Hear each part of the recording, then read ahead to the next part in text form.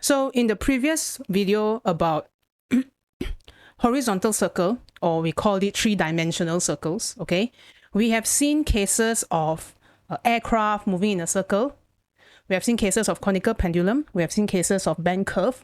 The purpose of that first video is to understand how to resolve the forces and why the forces are resolved in that way. If you haven't watched that video yet, you should go and watch. Okay, come back and watch this one later. In this video, we are going to talk about the examples. We're going to show some few cases of examples and then call it done for horizontal 3D circular motion. So the first example we're going to look at is a conical pendulum. Okay, we have a particle of mass 2 kg, right, sure, attached to the end of a light inextensible string of length 50 cm. So this length here is 50 cm. And the other end of the string is attached to a fixed point A. So this is my fixed point A.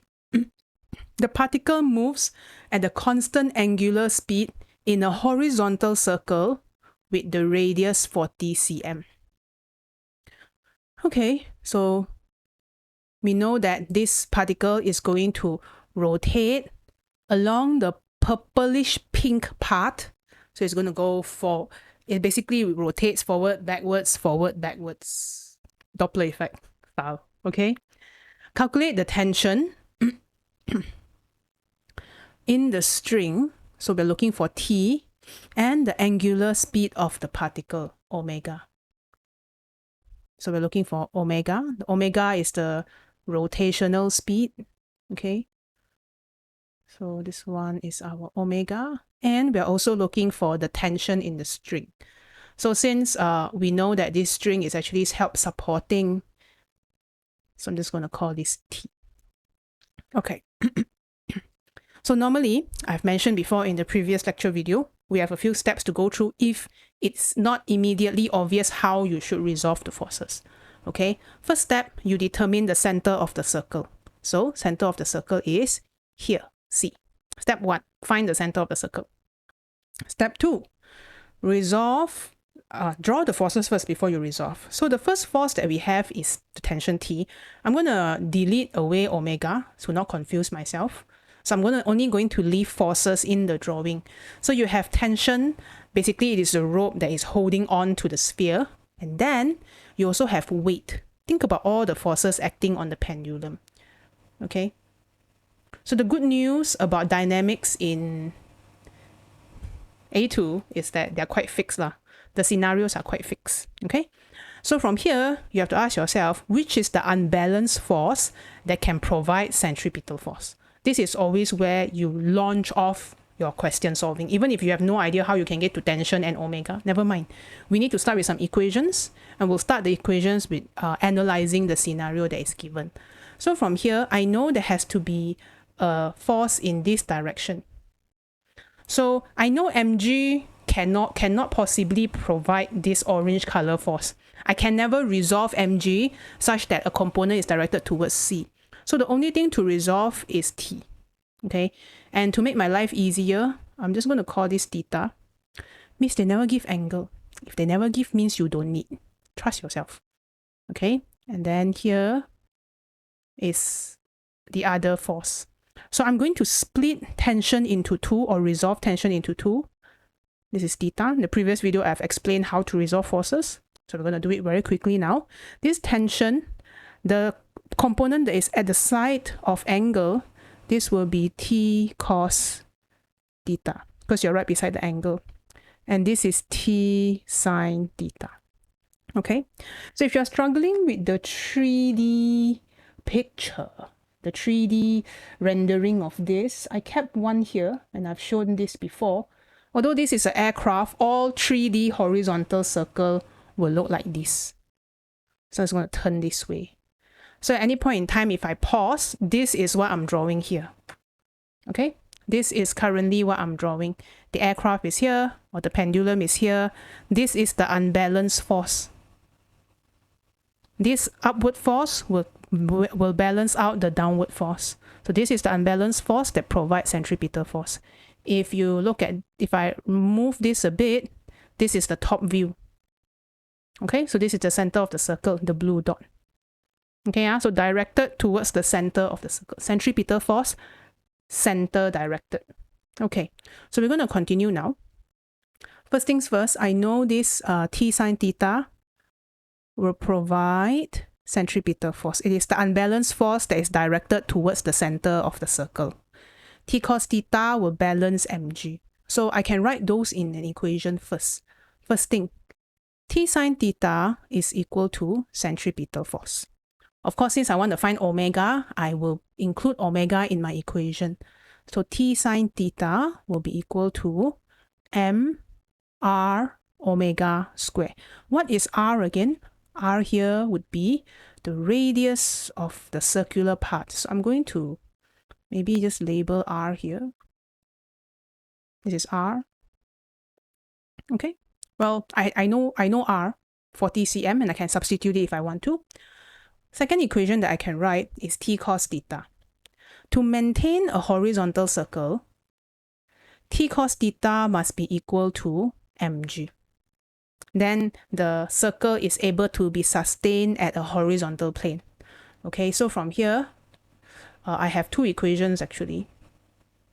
This one is for horizontal circle, circular path. So equation 1, equation 2. Of course, you could say, can I substitute and find values? Well, you can, but look here. Your unknown is t. Okay, I'm going to circle my unknown with pencil. Unknown is t. Your unknown is theta. You have r omega. And your unknown is omega. Too many unknown. Can I simplify it to ease my brain? So the easiest way to get rid of one of these unknown is to divide the equations. Okay, so I will do so now. Maybe I'll take equation 1, divide by equation 2. So here I will have T sine theta over T cos theta, and this is equal to mr omega square over mg. So much to your delight or mine, T and T will cancel. M and M also cancel. So what is left?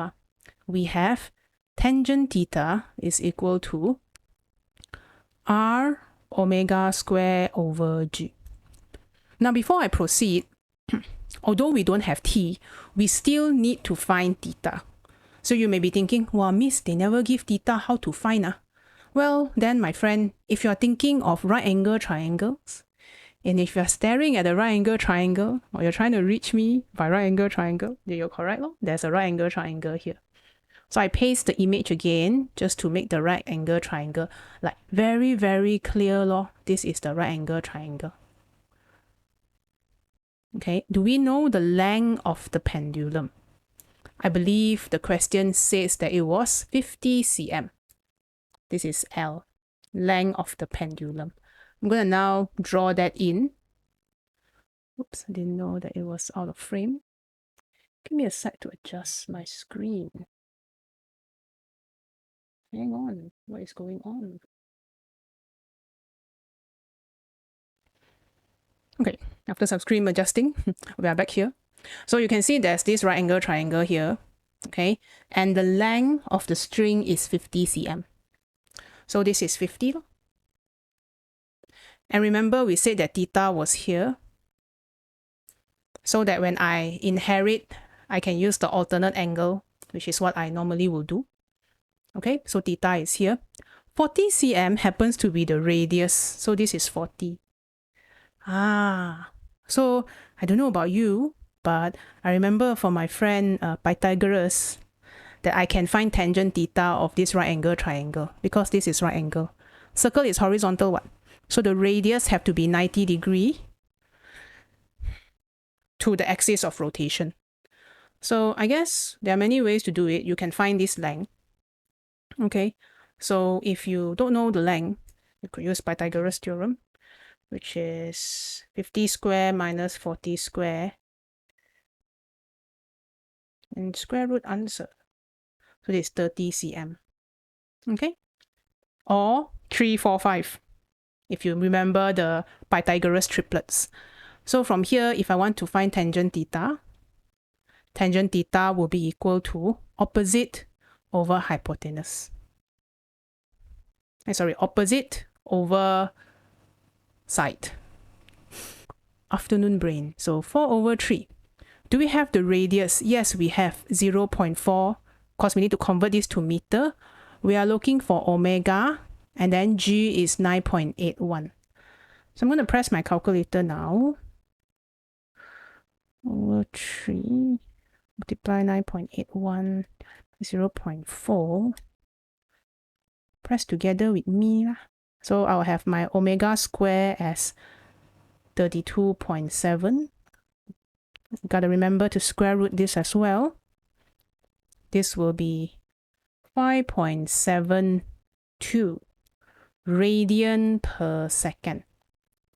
Okay, so this question is a question that I pluck out from a textbook, so it's not like the normal A-level question, but the normal A-level question will be easier, because what they would normally do is they will ask you to find theta lah, then they'll ask you which force resolve the force component for T lah, which force component will provide the centripetal force, so it's fully guided, whereas this one is unguided. Meaning in this question, where we start off from is just a scenario where they give you certain information about the pendulum. But we can always start with equation number 1 and equation number 2.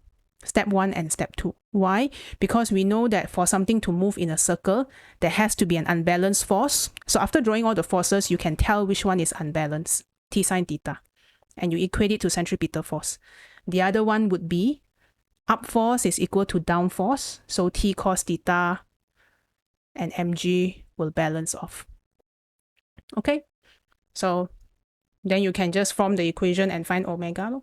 But our job is not done yet. We still need to find T, so I can substitute back into an equation. All right, let's make my life a little bit harder. I'm going to find T without using omega. So I'm going to use equation 2. I have T cos theta is equal to mg. Why? Because in this case, I have the value for m, I believe, right? This particle is 2 kilograms. Okay. So I can put here 2 kilograms, 9.81. Cos theta is opposite side, sorry. Cos theta is 30 over 50. Okay, I'm using my beautiful right angle triangle here. 30 over 50. So I can find T. And I want to check my answers. That's why I'm doing it in 2 ways. Divide by 30. 2 times 9.81 times 50 divided by 30. All right. This is strangely 32.7 as well. Conspiracy. Okay, we're going to check. Maybe I'll use a different color to check. Another way to find T is to put inside T sine theta is equal to mr omega square. So do we have sine theta? Yes. 40 over 50. Mass is 2 kg. R is 40, not 40, sorry, 0.4. And then omega is, omega square is here, 32.7 square. Of course, you may be wondering, why don't I change the length ratio when I find angle? Because it doesn't matter. Let's say, for example, if I want to look for sine theta, if I take meter 0.40 over 0.50, it's still 4 over 5. If I take 40 over 50, it's still 4 over 5. So when it comes to ratio, that's why ratio is my best friend. If the units are the same, top and bottom, you don't have to convert. It's only in this case where you have to convert because you're going to multiply this with omega, which is in radian per second. So everything here is assumed to be SI. Because your tension have to be kept as Newton. Okay lah. But you know what? It's up to you. Let me check the answer first. 327.2. Hey, there's no square here, my bad. Okay, 37.2 times 0.4. So I substitute the omega square inside the equation. Anyway, times 2 times 50 divided by 40. Do we get the same? Oh, yes, we do. 32.7 Newton. So confirm already. So whatever value you get, as long as you are solving simultaneous equation, the value of theta, which is 450, should be able to give you the same t. The value for omega should be able to give you the same t. And why are they the same? No reason, it's just coincidence. All right, so that's it for the conical pendulum question.